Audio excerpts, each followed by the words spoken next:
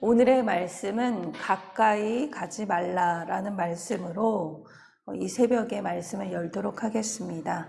잠언 5장의 말씀은 음녀를 멀리 하라라는 말씀입니다. 가까이 가지 말라라는 말씀입니다. 지혜자는 우리의 인생을 망치는 음녀를 피하고 결혼 관계 안에서 또 성적, 정서적 만족을 찾으라고 이야기를 합니다.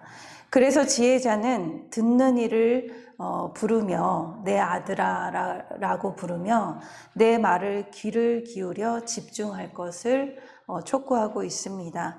1절과 2절 말씀입니다. 내 아들아, 내 지혜에 주의하며 내 명철에 내 귀를 기울여서 근신을 지키며 내 입술로 지식을 지키도록 하라. 귀를 기울여 집중하지 않고 마음에 딴 생각을 한다든지 이런저런 걱정과 근심에 빠진다면 이 지혜자의 소중한 그 가르침이 헛된 일이 될 것이기 때문입니다. 당연한 말씀입니다. 학교 다니는 학생들이 학교에 수업에 가는 것도 중요하지만 더 중요한 것은 수업에 집중하는 것입니다. 그래야 선생님의 그 핵심, 포인트, 그 중요한 말들을 기록하고 실수하지 않기 때문입니다. 즉, 이때에 하나님의 말씀을 가까이 집중하여 그 말씀을 들여보라고 촉구하고 있습니다. 지혜자의 전하는 말씀은 이렇습니다. 음녀의 입술은 꿀처럼 달콤하고 그녀의 말은 기름보다 더 매끄럽지만 실상 다시 보면 쓰디쓴 쑥과 같고 양날을 가진 칼처럼 날카롭다라고 이야기합니다. 3절과 4절 말씀입니다. 대저 음녀의 입술은 꿀을 떨어뜨리며 그의 입은 기름보다 미끄러우나 나중은 쑥같이 쓰고 두 날 가진 칼같이 날카로우며 이 음녀의 특징이 이렇습니다. 음란한 여인, 곧 음녀는 도덕적으로 타락한 그 창녀를 말합니다. 잠언 2장에서는 배우자인 남편을 버리고 배반한 여자로 하나님께서 세우신 결혼 윤리에 벗어난 그 여인을 이야기합니다.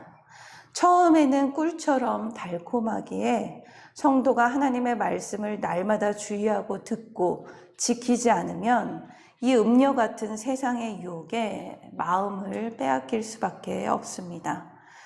우리 세상에서는 너무나 많은 유혹의 요소들이 너무나 많이 있습니다. 내가 마음만 먹으면 인터넷으로 또 여러 장소를 통해 이 음란과 마주할 수 있습니다. 하지만 이는 처음에는 달콤한 것 같지만 즐거움을 주는 것 같고 스트레스를 해소해 주는 것 같지만 이와 동시에 나의 가정과 나의 영적인 모습은 양날의 칼로 찢겨지게 됩니다. 상처를 많이 남기게 됩니다. 이 지혜의 말을 전하는 솔로몬 당사자도 이런 음란에 빠져 살았습니다. 그가 왕이 되어 전쟁을 하면서 또 많은 이방 여인들을 아내로 삼았습니다. 물론 이 시대에는 전쟁 후에 서로 조약을 맺으며 다양한 왕국들의 나라들과 외교적인 결혼은 일반적인 그 시대에 있었으나 이스라엘, 특히 왕이 결혼을 이렇게 많이 하고 많은 이방 여인들과 결혼하는 것은 이스라엘에서는 금지되었습니다. 모압, 암몬, 에돔, 시돈, 헷 족속의 이방 여인들을 많이 사랑했다라고 기록되어 있습니다. 그래서 그 솔로몬이 후궁이 700명, 첩이 300명이라고 열왕기상 11장에 말씀하고 있습니다. 이 이방 여인들을 받아들인다는 것, 이방 여인들을 사랑한다라는 것은 그 사람을 넘어서 그 여인이 자라온 환경과 또 문화와 종교까지 받아들인다라는 것과 같습니다. 그래서 솔로몬이 그 왕으로 있던 시대에 어느 때보다 이방 신들을 더 자연스럽게 받아들이고 그 신들을 위해서 산당을 짓고 이것이 두고두고 이스라엘의 발목을 잡는 쓴 뿌리가 되었습니다. 이 유혹의 결과는 죄를 낳는 결과를 갖게 됩니다. 이 유혹에 빠져 하나님을 떠나 세상의 악과 음란을 따르면 결국 그 길은 파멸의 길이 되게 됩니다. 함께 묵상하길 원합니다. 내가 돌이켜 회개해야 할 음행이나 지금 빠져있는 유혹은 무엇입니까? 우리의 힘으로는 이 유혹을 잘라낼 수가 없습니다. 매일 주님의 말씀의 시간과 기도의 시간을 더 할애를 하면 자연적으로 악을 멀리할 수 있는 의의 빛이 우리를 비춰주십니다. 저와 여러분이 이 일상의 그 달콤한 유혹과 음란한 생각과 마음과 행동을 제하는 하루가 되길 기도합니다. 이어 7절과 14절의 말씀은 음료를 이기는 그 방법과 또 음행의 결과와 그에 따른 대가에 대해서 어떻게 치러야 하는지 말씀을 하십니다. 우리가 음료의 유혹을 이기는 방법은 바로 유혹이 있는 곳을 멀리하고 그 근처에 가지 않는 것입니다. 8절 말씀입니다. 내 길을 그에게서 멀리하라. 그의 집 문에도 가까이 가지 말라.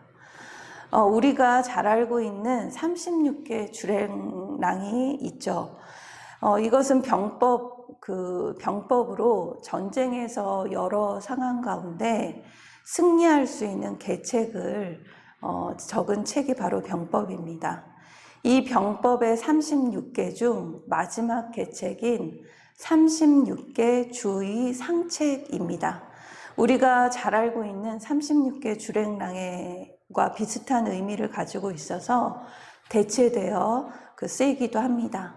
이 36개 주의 상책은 도망치는 것이 상책이라는 것입니다. 이 음료의 유혹도 마찬가지입니다. 처음부터 가까이 하지 말아야 합니다. 그 길에서 떠나야 합니다. 어울리며 가까이 하다가는 결국 유혹에 빠져 사망의 무덤에 이르게 됩니다. 지혜자는 반복합니다. 두렵건대 두렵건대 두렵건대 그 결과가 두렵다고 말합니다. 9절에서 11절 말씀입니다.